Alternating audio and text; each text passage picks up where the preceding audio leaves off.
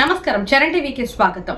Congress cadre లో కలకలం, అధికార పార్టీలో గ్రామ సభల చిచ్చు, 10 ఏళ్లు జెండా మోసిన ఫలితం శూన్యం. నిబంధనలు సరే, పార్టీ కోసం పనిచేసిన వారికి గుర్తింపేది. గిట్లయితే రాబోయే స్థానిక సంస్థల ఎన్నికల్లో గడ్డుకాలమే. సర్కార్ తీరుపై హస్తం నేతలు, కార్యకర్తల ఆగ్రహం. పలుచోట్ల ఎమ్మెల్యేల నిలదీత, గందరగోళంగా ముగిసిన గ్రామ సభలు.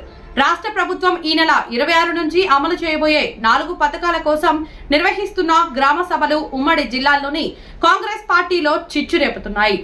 గత సర్కార్ మాదిరిగా కాకుండా పారదర్శకంగా లబ్ధిదారులను ఎంపిక చేస్తున్నామని సర్కార్ చెప్తున్నప్పటికీ పార్టీ పరంగా క్యాడర్ తీవ్ర అసంతృప్తికి లోనవుతుంది. 10 ఏళ్లు ప్రతిపక్షంలో ఉండి అనేక కష్టాలు నష్టాలు భరించి పార్టీ జెండా మోసామని, తీరా అధికారంలోకి వచ్చాక మేలు జరగడం లేదని ఆవేదన వ్యక్తం చేస్తున్నారు.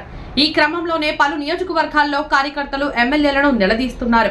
ఇందిరమ్మ ఇళ్లు, ఇందిరమ్మ ఆత్మీయ భరోసా, రేషన్ కార్డు, రైతు భరోసా పథకాల్లో లబ్ధిదారుల ఎంపిక అసలు ఏ ప్రాతిపదికన చేపడుతున్నారో తెలియడం లేదని అధికారులను ప్రశ్నిస్తున్నారు. ఎన్నో ఏళ్లుగా పార్టీ కోసం పనిచేసిన వారికి కనీసం రేషన్ కార్డు కూడా ఇప్పించుకోలేని పరిస్థితి నెలకొన్నదని లోకల్ లీడర్లు అసంతృప్తి వ్యక్తం చేస్తున్నారు. రానున్న ఎన్నికల్లో ఓటు ఎలా అడుగుతామని మదన పడుతున్నారు. స్థానిక సంస్థల ఎన్నికల ముంగిట నెలకొన్న ఈ పరిస్థితి ఎటు దారి తీస్తుందోనన్న ఆందోళన అధికార పార్టీ నేతల్లో నెలకొంది.